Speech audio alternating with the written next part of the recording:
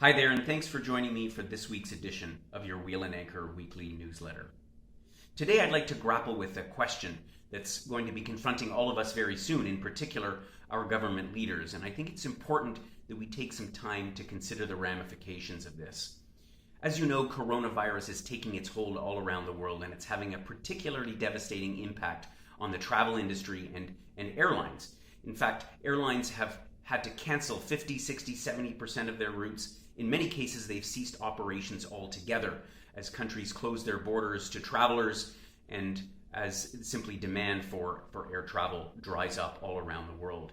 The economic fallout of this, of course, is huge, and we've already seen some of the impacts of that. The British airline Flybe went out of business quite soon after the onset of this crisis, and as many more airlines are already on financial thin ice, it remains to be seen how all of this is going to continue. I'd like to say at the outset, for those of you who don't know me, I'm in the travel business myself, and my livelihood very much depends on the survival of the airlines.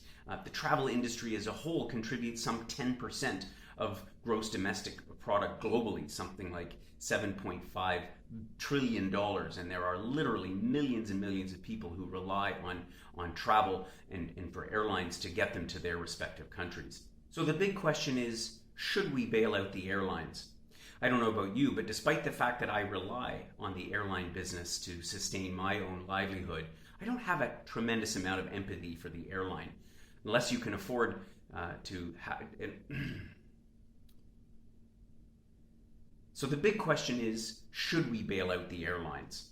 I don't know about you, but despite the fact that my livelihood relies on airlines actually flying, I don't have a tremendous amount of empathy for the airlines. Let's face it, unless you have deep pockets to be able to afford flying in business or even first class, flying on an airplane these days is probably the least pleasant experience that you can spend $1,000 on. In recent years, airlines have put all kinds of fees on everything conceivable, from selecting your seat to taking on a piece of luggage, or you have to pay $14 or some amount for that miserable excuse for a sandwich. Contrary to the claims that airlines make about all the things that have been improved about air travel, I honestly can't think of much that's actually better in the last 20 years, other than perhaps the entertainment system. So in layman's terms, what's the case for bailing them out? Well,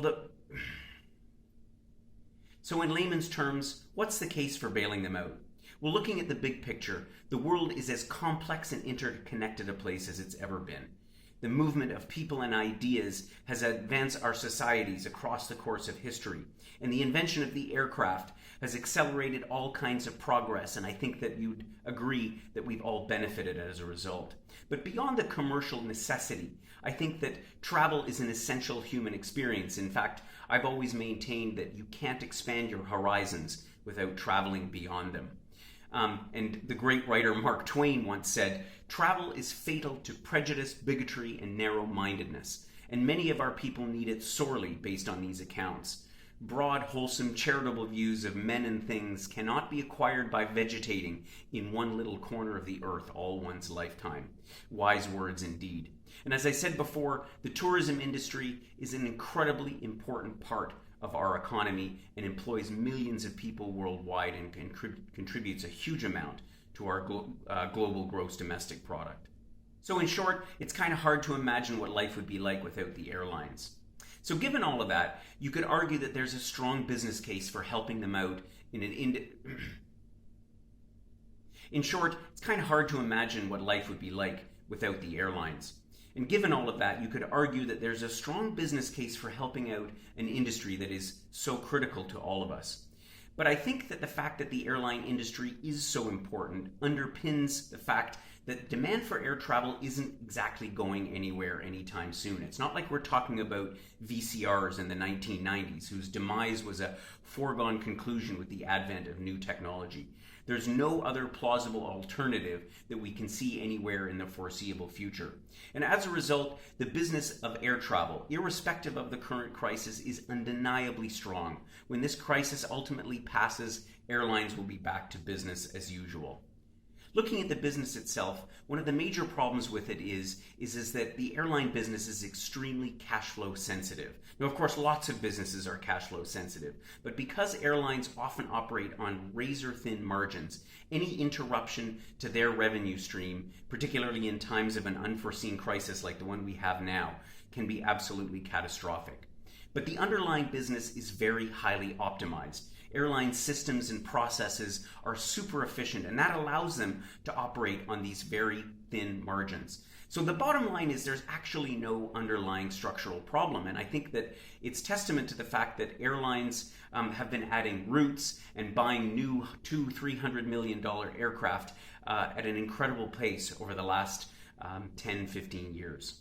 So the problem is, as you can read in the Washington Post article that I've linked to below, is a temporary demand problem that's been driven by the necessity of shutting down all of these routes. But airlines have overcome problems like this in the past. Remember 911, or the Icelandic volcano that interrupted air travel over the Atlantic for several weeks, and numerous recessions that we've had over the last 20 or 30 years. Many of the biggest airlines in the world, United, American, Delta, Air Canada, have all filed for Chapter 11 or some variation thereof and have come away restructured and refinanced and with their business as robust as ever.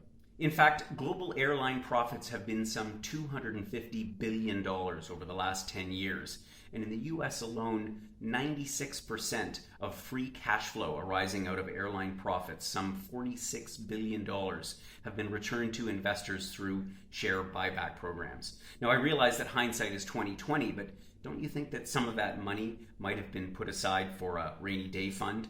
The long and the short of it is, I'm certainly not an opponent of the airlines. In fact, my own livelihood depends on it. And not all airlines are bad. Southwest and JetBlue in America are constantly upheld as prime examples of airlines who deliver an incredibly positive customer service experience. And if you look at Southwest, for example, they've set aside $4 billion in cash, which will help them greatly to weather this storm. So my point here is what's needed is a much more holistic approach to solving this temporary problem, and not just a multi-billion-dollar government handout at the expense of taxpayers. Undoubtedly, some airlines will go out of business, but so will thousands of other businesses around the world whose collective economic impact will be no less than that of the giant airlines.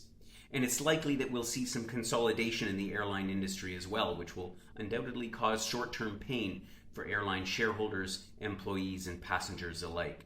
But it's no less pain than the whole world is facing as we go through this crisis. Looking down the road, though, I'm confident that the airline industry will be just fine and continue to yield some decent profits. And maybe, just maybe, a shakeup like this will lead to some ancillary benefits, like paying more attention to the environment or, God forbid, a truly better passenger experience. I'd very much like to know what you think about all this, but more importantly, I think that you should communicate your thoughts to your local government representative or your member of parliament. Thanks very much for tuning in.